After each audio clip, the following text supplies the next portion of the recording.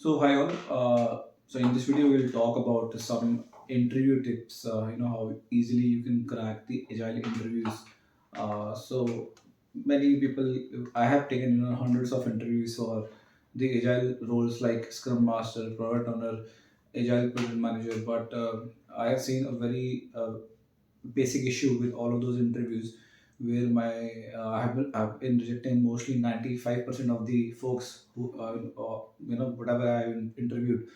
So what issue I observed in those 90%, 95% of folks was that although they were carrying all the titles, the certifications with them, but they were somewhere where they were not aware about the practical essence of the role. So yes, definitely they were mostly in some other roles, and while trying to pursue into these roles or any of the reason they want to change their career path, they do few certifications and then they land up interviews maybe internally. For internal positions also I have rejected folks because of those reasons, and for also external hire definitely it gets even more difficult. So the biggest problem here is the lack of practical experience. So unless you have a practical experience, just merely doing certifications is not going to help you at all. So the biggest factor is that while certification is a good thing to do, because for many organizations when you recruit it is a bare minimum criteria to even screen your resumes. So for external hiring, when you are looking for an external hiring from whatever rather than your internal profiles, they act as a good screening point, right? So you'll get a calls, at least your resume get shortlisted. But that doesn't mean that only getting those certifications or theoretical knowledge is going to help you anywhere. So it's not only that people have done one certification; they have done three, four certifications. Yet they are not able to clear out the interview. So what is the biggest problem here? They don't have the real world hands-on experience, which is the most biggest problem. I would say in a major of cases. In some cases, people lack the aptitude because this is not a a individual contributor role.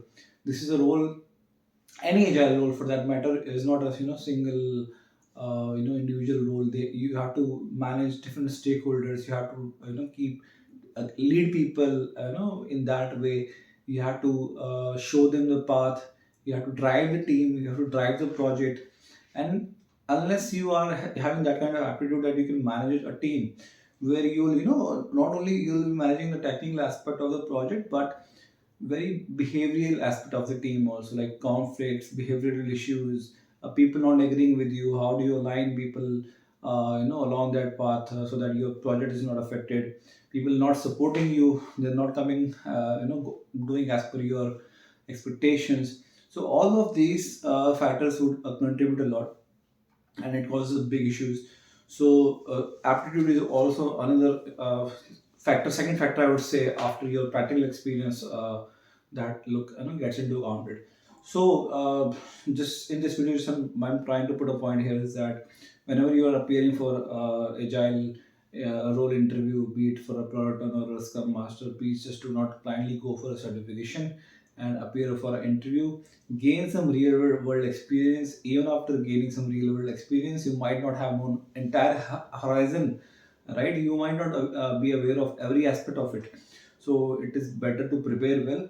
Go for theoretical. Of course, you have to be clear on your theoretical skills, because some people I have seen, they were able to give situational answers because they had good aptitude, but then they were not even aware of some basic terms like what is velocity, how do you calculate velocity, or what is a spike, what is an enabler.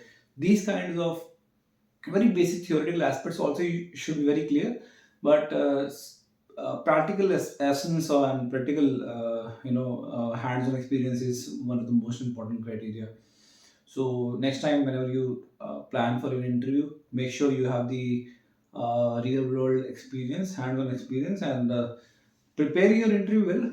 Go to the various websites where there people have contributed lots of scenario-based questions. Then by studying those questions, you can then plan for your answers accordingly, because it's not necessary that you have input in every situation, and there could be n number of situations being in these roles, and you don't know the depth of the experience that the interviewer may have, and he might be taking that kind of leisure at least to get you just to that point where you will be able to adjust or handle that kind of situation.